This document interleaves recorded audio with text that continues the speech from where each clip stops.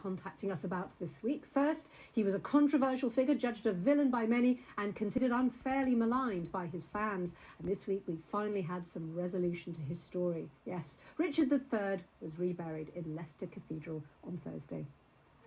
Oh, and on Wednesday, some chap called Jeremy Clarkson was dropped from Top Gear.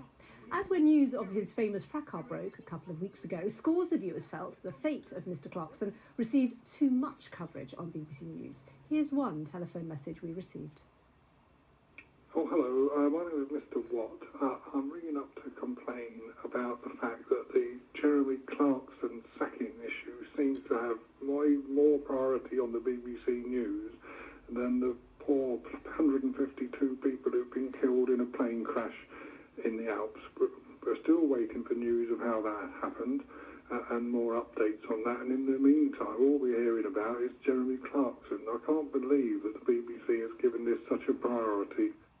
Talking of that plane crash in the Alps, we've also received complaints about the filming and interviewing of relatives of the victims at Düsseldorf Airport, in the UK, and particularly in the German town of Haltern, where 16 students were due to return from an exchange trip.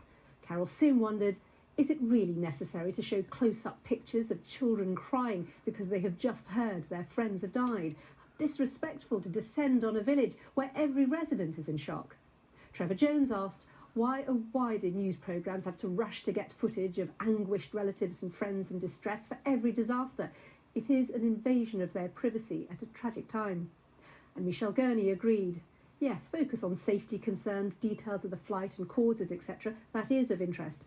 Voyeuristic intrusion into people's grief is not. Leave them alone. Finally, Ian Pearl got in touch with us about an expression that he's noticed appearing more and more frequently, he says, on BBC News, including we should acknowledge on this programme. The phrase so-called, he writes, is being used everywhere. In the last few weeks, I have noticed revenge porn, nut rage, war on terror, Islamic State, Snoopers Charter, red lines, terrorists and rogue landlords all being qualified by so-called. Unfortunately, your political correctness and desire to remain neutral and balanced has gone mad and has started to get in the way. Please go back to the old way of calling a spade a spade. Thank you for all your comments this week. If you want to share your opinions on BBC News and Current Affairs or even appear on the programme, you can call us on 0370 010 6676 or email newswatch@bbc.co.uk. You can find us on Twitter @NewsWatchBBC and do have a look at previous discussions on our website, bbc.co.uk/newswatch. That's all from us. We'll be back to hear your thoughts about BBC News coverage again next week. Goodbye.